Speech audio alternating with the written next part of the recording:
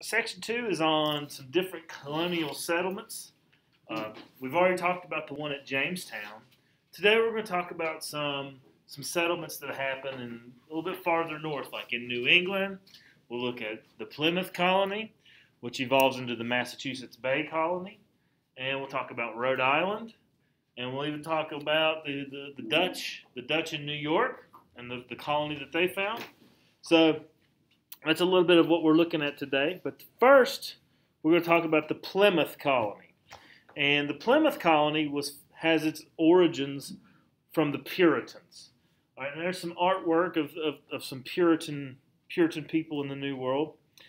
Does anybody know what a Puritan is? Why they're even called Puritans? Sophie? They wanted to purify, get the Roman Catholic out. That's exactly right. I couldn't say it any better myself. Their origins really begin with King Henry VIII. When he wanted to really just divorce his wife, he broke with the Catholic Church in England. And then his daughter came around, and her name was Elizabeth, and she created a brand new Protestant religion called the Anglican Church, or the Church of England. Queen Elizabeth did. And although the Anglican Church was totally free from Catholic control, not under the authority of the Pope anymore, many of the church members still felt that there were too much Catholic rituals and Catholic traditions in the Anglican Church. And those people wanted to purify those things from the Anglican Church. So, there's three religions at work here. There's the Catholic Church, which is what existed first. And then King Henry broke off, and the Anglican Church forms. So there's the Catholic Church, there's the Anglican, or Church of England, and then some people were extremists, and they wanted to take it a step further, and those people are called the Puritans, because like Sophie said, they wanted to purify the Church of England of Catholic religion, Catholic teachings, Catholic traditions and rituals. All right? And they were willing to do things for it. So, the Puritans, their belief was not rooted in ritual and tradition. They believed that every worshiper should experience God directly through faith, through prayer, through study of the Bible, and that tradition and ritual and sacraments were not necessary. So it's a little different idea of the time. They're diverting away from what every Christian on earth had done for 1,500 years, which is what all Protestant religions do at some point. And they began to do, then they even objected the Anglican bishops as well. So, needless to say, they faced persecution. The people of England were not treating them well because they were really, they were extremists. So they left. And first they went to Holland. They went to Holland because Holland had a little bit better religious tolerance, and they tried to make a go of it there. Well, these are proud Englishmen, and they didn't like their kids wearing wooden shoes and speaking Dutch. They were proud Englishmen. They didn't like that. And so when they hear of this land of opportunity, an ocean away, they wanted to, where they could practice their religion freely without interference from anyone, they decided that they would take a chance at it. So the second permanent English colony in North America is founded by the Puritans, and it is called Plymouth, the Plymouth Colony. Say that again. The second permanent English colony in North America is Plymouth. And it was founded by the Puritans. But once they get on the boat and flee their home for religious reasons, they become known as what? Anybody on a journey for religious reasons is called a pilgrim. These are the pilgrims. As in, Squanto, Thanksgiving. that's these people. They were separatists. They were extremist Puritans. And, they had a rough go of it. They had a very harsh winter, the first winter, and a lot of starving. But they formed friendly relations with the Wampanoag Indians. Now, I'm not saying that they were like holding hands and singing Kumbaya. Okay? That's not what they were doing. Oh, Wampanoag.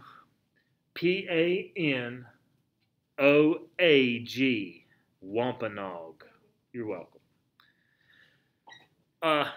But they got along with them well enough to where they learned some agriculture. And that spring, they were so thankful when they survived the winter, when they planted their crops, and then the harvest time came, and they had an extremely bountiful harvest. And they decided that they themselves would have a feast, and this feast is now formed as the modern basis for what American holiday? Thanksgiving, where we all overeat and watch football because that's what the Pilgrims would have wanted. Can you say that again? Yes. They were so thankful after the first harsh winter they were there that they had such a bountiful harvest that they decided that they would have a meal to give thanks to God for their bountiful harvest. That feast forms the basis for our modern Thanksgiving.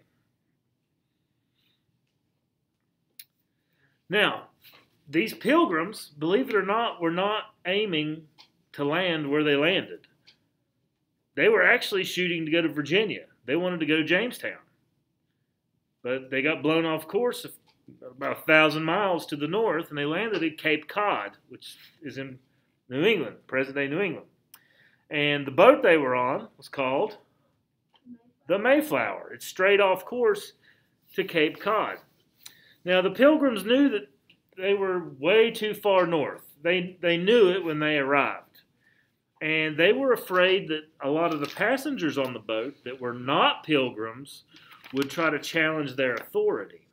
And so they needed to create their own government before they landed.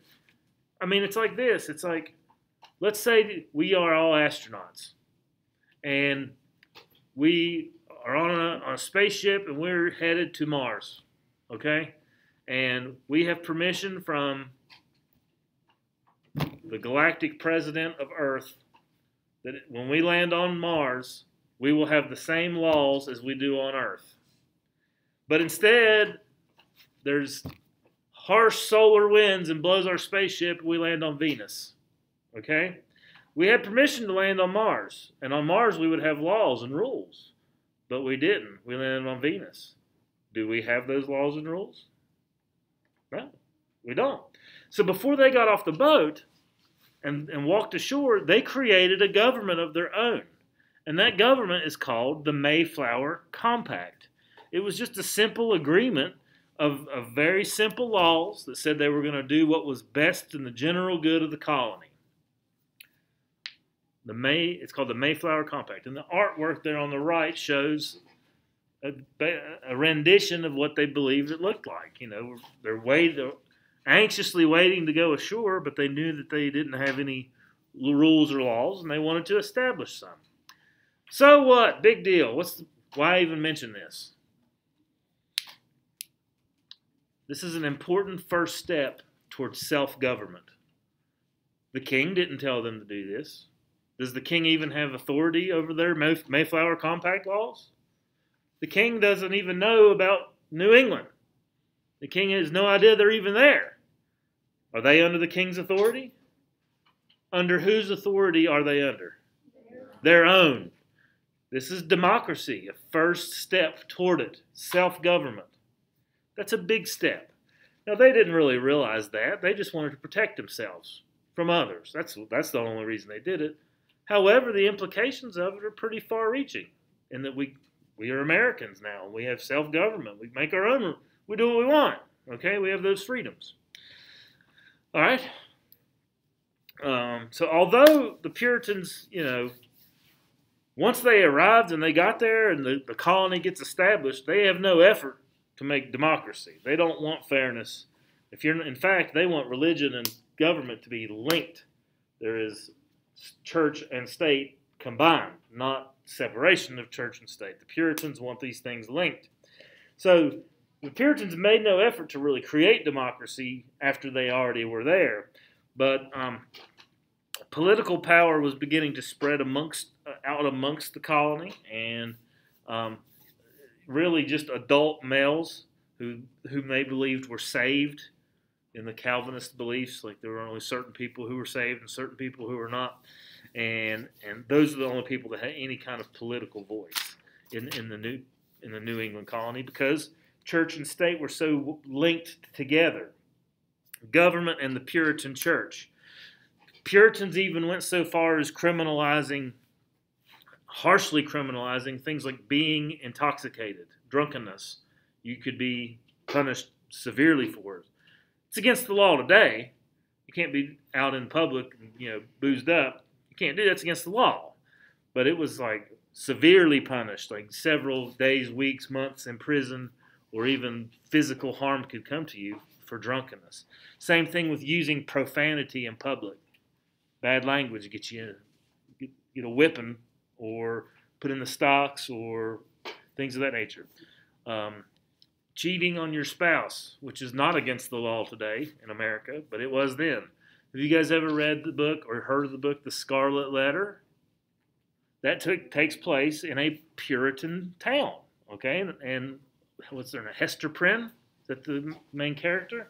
She lives in a Puritan town, and she has to wear the big A because she was believed by the Puritan elect that she had committed adultery. Theft, even laziness. Laziness was punishable. It was a punishable crime. How many of you guys would already have a record? What? Laziness is a sin in the Bible, so did they kind of like make this into a Bible? Absolutely, and that's my point. They link together religion and government. Thank you for that. That's exactly right. Okay? All right, so that's the Puritan colony, which eventually becomes Massachusetts Bay. But we'll get there. All right, so questions on that. How many of you guys would like to live in the Puritan colony? Nobody? Well, there's a couple of other people who challenged them as well. And one of them, we'll start with Roger Williams. That's him on the right. Roger Williams was actually a Puritan pastor, but he had very radical ideas, okay? He believed that forcing religion on people, he actually is quoted as saying, forced religion stinks in the nostrils of God. It's like God does not want religion to be forced on people. He wants people to want it. And that's what Roger Williams says. Williams is an extreme separatist, and a man of very strong convictions. And he had two, in the eyes of the Puritan church, controversial views, very controversial views in the eyes of the Puritan church. First, he treated Native Americans with respect and dignity and fairness. Well, that was a major problem for the Puritan elect. Because why? Why would that be a problem? They have a completely different religion. In fact, their religion does not know anything of Jesus. And so that was a big problem for the Puritans. All right? And the fact that Roger Williams was willing to see them as equals they saw as disrespectful, as shameful. Okay? Which in our mind is, that's shameful that they think that way. Or at least I feel that way. You're not supposed to judge. I'm not. There might be some people who have Puritan faith in here, so we're all like snowflakes, and we can all believe what we want to believe. All right. So, but that was a Roger Williams belief that Williams declared that he treated them with respect. He treated the Native Americans with respect, and even went so far as to declare that the land that was taken from them was taken illegally and should have been the Indians should have been fairly compensated. Well, that's pretty controversial. That's one thing he said. Another thing that he said was that government officials had no business punishing people for their religious beliefs. Because in many, if you were Catholic, or if you really were anything other than Puritan in the Plymouth colony or the Massachusetts Bay colony, you were an outcast, especially Catholic. To be Catholic in a Puritan colony was punishable by death. Not the most religiously tolerant people, okay? So he felt that everyone should be free to worship on their own accord. You have a conscience, you should follow your own conscience. How do you think Roger Williams was accepted amongst the upper crust of the Plymouth colony? Hey, Roger, what's up, dude? You my buddy? How about let's get rid of this guy because he has dangerous ideas that are challenging our authority? And that's exactly what they tried to do. They found him, basically he was the authority of the Plymouth colony, arrested Roger Williams and found him guilty of sedition or some made-up crime. And they ordered him to be returned to England. They were going to ship him back to England. So he was getting rid of him. But before they could do that, he escaped and he fled. And he went out into the wilderness and he went to a place which he called Providence. And he established a colony there. And that colony is now known as Rhode Island. And Roger Williams established the colony of Rhode Island, where he built a colony where church and government were not linked. Very forward-thinking stuff. He had the separation of church and state, which is something that America tries to pretend to have, but it's a step toward it. He allowed people of all faiths into his community. Even Catholics? Yep. What about Native Americans? Yep. Jews? Yep. Quakers? Yep. Everybody. Total religious freedom. It was not against the law to practice whatever religion you wanted. Roger Williams, very progressive, forward-thinking guy. This is 1630 he's doing this. Not, 1930, there's still places that are not this progressive. This is 1630. Religious freedom. Separation of church and state. All at this little tiny colony called Rhode Island, which he established. All right? Another person who challenged the authority of the Puritan leadership was a woman, and her name was Anne Hutchinson. Anne Hutchinson. And Anne Hutchinson was banished for being a dissenter, meaning she just went against their authority.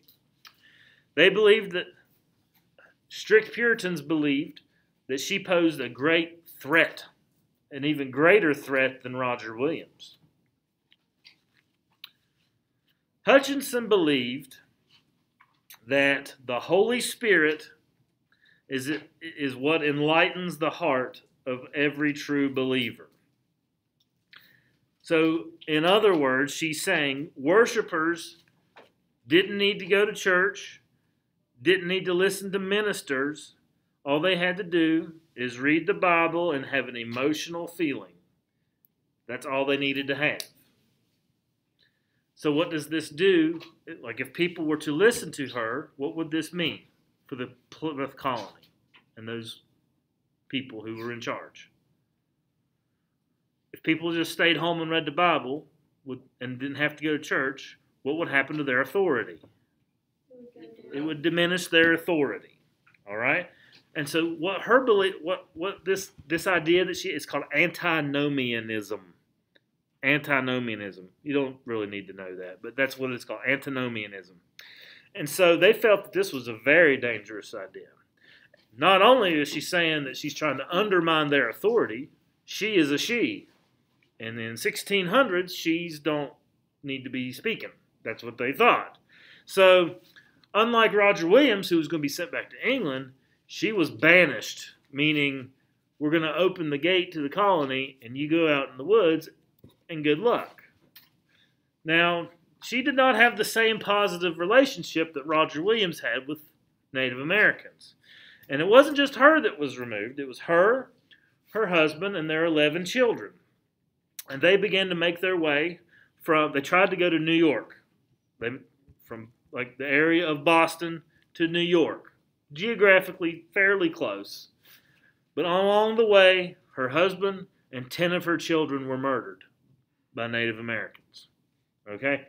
Pretty rough. To be banished was not a good thing. Okay? So, the following year, she finally leaves New York with her one surviving child and moves to Rhode Island, where eventually she dies in a war between Dutch people and Native Americans. She's killed by Indians eventually. Poor Anne. And it was all because she just challenged people's religious beliefs that were just a little bit different. Just a little bit different. Okay? All right. Well, as Anne very harshly found out, here's some maps. This is the Rhode Island colony. It's pretty much the same as Rhode Island, the state of Rhode Island today. And just so you're aware, Rhode Island is not an island. Do you see that? Does it look like an island? Some of it is, but most of it is not. Okay, Rhode Island, the state of Rhode Island is not a island. Okay. All right, so as Anne Hutchinson so violently found out, there's going to be a lot of dispute with Native Americans. Okay? And disputes between Native Americans and Puritans were pretty common, particularly over the use of land. Native Americans needed a lot more land than colonists did because of their culture. They needed that land for hunting and fishing and their own agriculture. Whereas colonists, they would have, pack as many farms in as possible, try to, they had a little bit better growing techniques, and so they had better land utilization. So, but to Native Americans, no one owned the land. It wasn't something that you owned. To Native Americans, everyone could use the land. It was there for everyone's use, not a private ownership. That was not something that even crossed their mind. So when Europeans showed up and began to be like, hey, here's some blankets and guns and tools and beads and ornaments, and we want this land, they just thought they were receiving gifts. Like, oh, thanks for the cool gifts. Hey, I'll see you when I'm hunting on this land next week. And they both didn't speak the same language. Some of them did, but even at that, they still did not. It was a comprehension thing more than a language thing, honestly. So, they would get these weapons and tools and ornaments and beads and alcohol and all kinds of different stuff, and they just thought that they were like gifts because they were going to share the land. Like, of course we're going to share it. How did the Europeans interpret this? That was their land. I've purchased this land from you. Get out. This is a one-time deal. We're not sharing anything. You have permanently sold this to me, and I don't want you here. But the Indians couldn't. They just didn't. They don't have the same comprehension. So do you see how this can lead to conflict? Okay. One such conflict is called the Pequot War. Pequot, Pequot War. I think we have both of them. I believe you did. And the first major conflict, it was in Connecticut when the Pequot Nation decided that they were going to take a stand against the colonists. So the colonists stand up to the Pequots and basically have a war with one another, which ultimately ends in almost the extinction of the Pequot people at that time. They are extinct now, but they were nearly destroyed. And it was a violent affair, very violent, as you might imagine, and it was just it was ugly, and this was just the first of many conflicts that happened. First of many conflicts. Another one is now referred to as King Philip's War. There's no one named Philip involved in the war, by the way. Many Native Americans had to work almost as slaves for the English to earn a living. They had to obey Puritan laws like no hunting on Sunday, no fishing on Sunday. They didn't know. They didn't even know what a Sabbath day was. That didn't even cross their mind. And then the Wampanoag chief, his name was Metacom, Metacom, Metacom. The English called him King Philip because they didn't want to say Metacom, but they called him King Philip. He didn't really care if you went hunting and fishing on Sunday. Didn't bother anybody. He was like, I don't even know what Sunday is. What is Sunday? They didn't even have calendars, okay? Because Monday, Tuesday, Wednesday, Thursday, Friday, those are Roman calendars, okay? They didn't know anything about these days, all right? So he flouted, he bristled against these restrictions. He didn't care. It wasn't important to him. And so the Puritans saw this as a big sacrilege, that these outwardly flaunting it and going against it. And Metacom was, you felt like he was deprived of his land, deprived of his livelihood. Many of his friends and family were having to toil under the English to earn a living. And in the spring of 1675, with a startling intensity, Native Americans began to attack and burn outlying settlements throughout New England. And this happened for over a year. That Metacom, not who the English called King Philip, Metacom led his braves into battle. Yes, ma'am. Why did all this happen? Like, why were Really they over, because, all right, so like some of these Native American people were like servants, and they worked for the English, and they were worked, 6 days a week. And then nobody was to work on Sunday because that was the Puritan belief. Well, they wanted to go do their tribal stuff, hunt, fish, do that kind of stuff. And Metacom, who they call King Philip, supported that. And when the Indians were being punished for the things that they were doing, he fought back. Plus, he didn't like that they were continually encroaching on their land. So it's all a culmination of a bunch of different things. But when they do strike back, they attack and burn the outlying settlements throughout New England. And for over a year, King Philip, Metacom, and the Wampanoag Indians fought the Puritan people of New England. And, finally food shortages, disease, heavy casualties, finally are going to weaken the Native Americans' resistance, and they gradually surrender or flee even further into the wilderness. Of the casualties of King Philip's war was Metacom himself. He was shot, and then to send a message to other Wampanoag Indians, they cut his body into several different pieces and sent the remaining tribes parts of him, except for his head, which they put on a stick. Wait, who did that? The Puritans. I guess that Jesus doesn't mind dismemberment. Oh my gosh.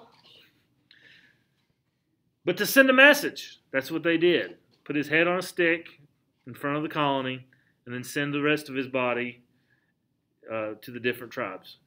The children and wife of Metacom were forced into slavery. And they worked until they died, which was not that much longer, when they died of disease.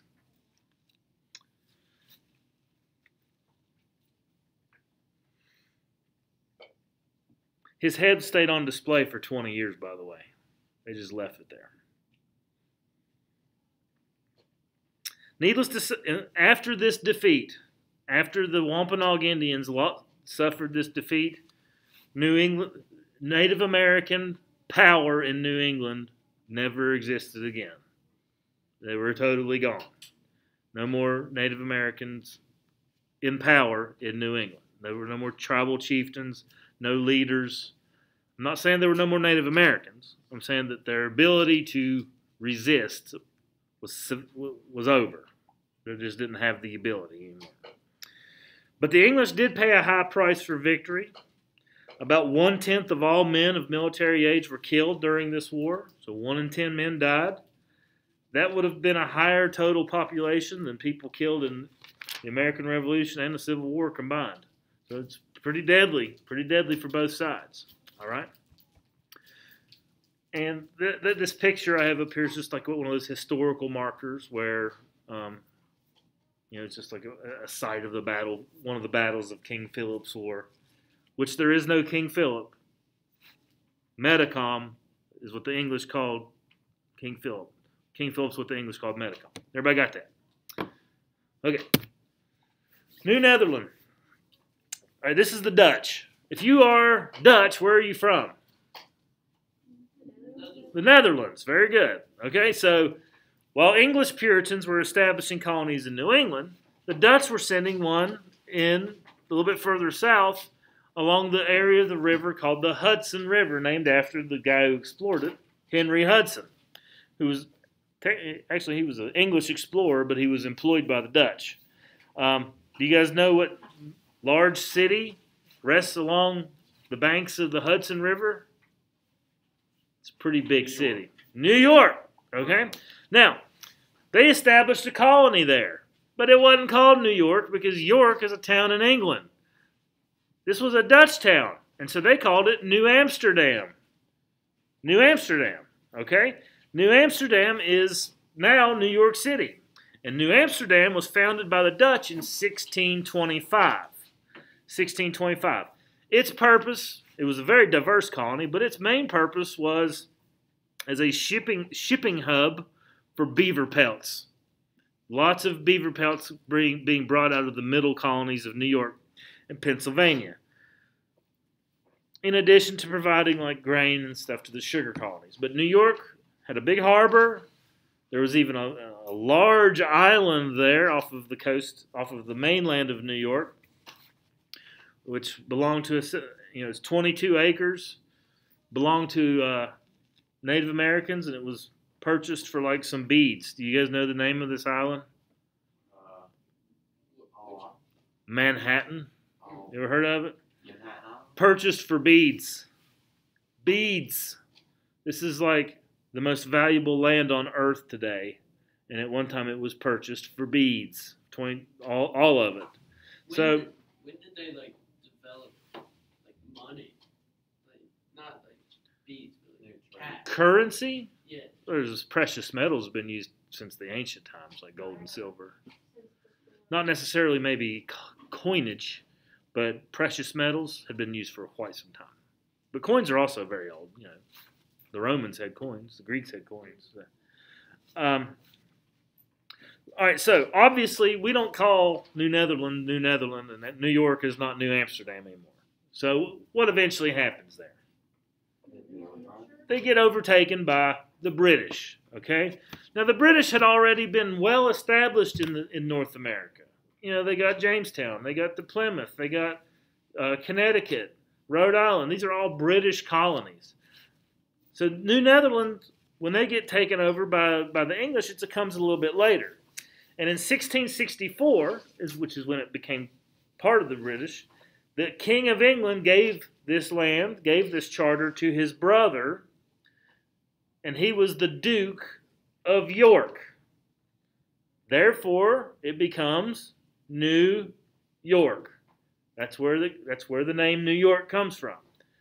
If you've ever been there, it's like the 6th crappiest city in England. What, New York? York. Oh. York. Really, it should be called New London. But there was already New London, Connecticut. So it's called New York. All right? So, the way the British were able to take it over is through the use of their navy. They had really great navy. I could go a lot more into that, but I want to keep going. And you can read about all this in your book. All right, another British colony was created by a man by the name of William Penn. And I'm sure by his last name you can probably figure out what it is, what the colony is. Pennsylvania, which translates into Penn's Wilderness. Penn's Wilderness or Penn's Woodlands. Either one. Huh? All right, so in 1667, when William Penn was just 22 years old, he committed himself to a religion called the Religious Society of Friends. We refer to them as the Quakers. Quakers is a nickname. Like Quaker Oats, you ever heard of those? Quaker is a nickname for this religion. The name of the religion is the Society of Friends. They were referred to as the Quakers because they would undergo this extensive and intense emotional feeling during their services, and they would shake, they would quiver, quake, and that's why they're called the Quakers. Very an intense emotional reaction to their faith. That's why they're called the Quakers. The real name of them is the Religious Society of Friends. Now, the Quakers were just a Protestant religion whose social beliefs were very radical at the time.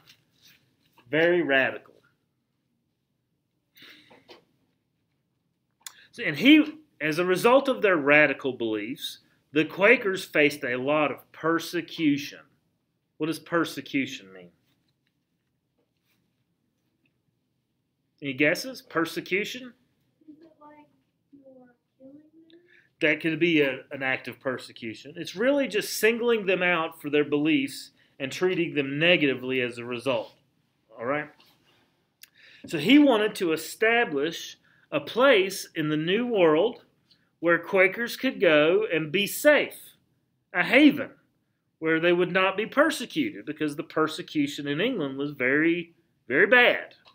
So now William Penn had a lot of money. His dad was a powerful person. In fact, William Penn's dad, like the King of England, owed William Penn's dad money. And when William Penn's dad died, William Penn goes to the king and is like, look, king, I'll forgive the debt that you owed my dad if you give me some land in the New World. And the king's like, well, yeah, I don't even care about the New World. It's not that big a deal. You'll take as much as you want, basically. And so he gets this land grant from King Charles, and he creates Pennsylvania. Now, William Penn's a wealthy dude, and he has big plans for Pennsylvania. He wants to establish a government run on Quaker ideas and the beliefs of the Religious Society of Friends, like equality and cooperation and religious toleration. He was going to allow anyone that wanted to go there to go, but they had to be tolerant of everyone. Yeah, that was going to be one of the laws. He knew that England was not a safe place for Quakers, and so he wanted to create this colony as a safe place. And the Quakers believed that, that God's inner light burned inside everyone, that they held services. There were no such thing as a Quaker minister because one of their core beliefs is equality. And if you put somebody up there who's speaking and one person speaks and other people listen, that puts them up higher. And so they'd show up for service and there'd be just nobody up there. And people would just at random go speak their mind and give accounts and testimonies, and people start quaking and shaking. And that's how their services went, which is fine. There's nothing wrong with that. But he believed that burned inside everyone. There were no formal ministers. Anyone was allowed to speak. What if you were a woman? You would be allowed to speak as well. Equality. So Penn saw his colony as a holy experiment with freedom of religion and a landowning aristocracy. He guaranteed land to people. If they were to come, he'd give you 50 acres. So Pennsylvania, and it was very well advertised, probably the best advertised colony in Europe. Like, oh, come to Pennsylvania. It's awesome. It's great. Because he could pay for it. He paid for advertisements. He established his capital, and he called it the City of Brotherly Love. And it's a Greek word. Phila, meaning love of your brother, Delphi, Philadelphia, City of Brotherly Love. That's what Philadelphia means. And like most Quakers, Penn believed that people approached in friendship would respond in friendship. He treated Native Americans with decency, allowed them to stay in Pennsylvania. And things were going really well in Pennsylvania until a lot of people, like the Scots-Irish, my ancestors, begin to show up who are not Quakers and start killing Native Americans and taking their land, which leads to more conflict, which leads to the decline of Quaker power. But all in all, we end up with 13 colonies.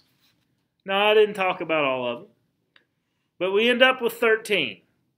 You have the Carolinas, which are named after King Charles. I know it's a stretch, but that's where the Carolinas get their name.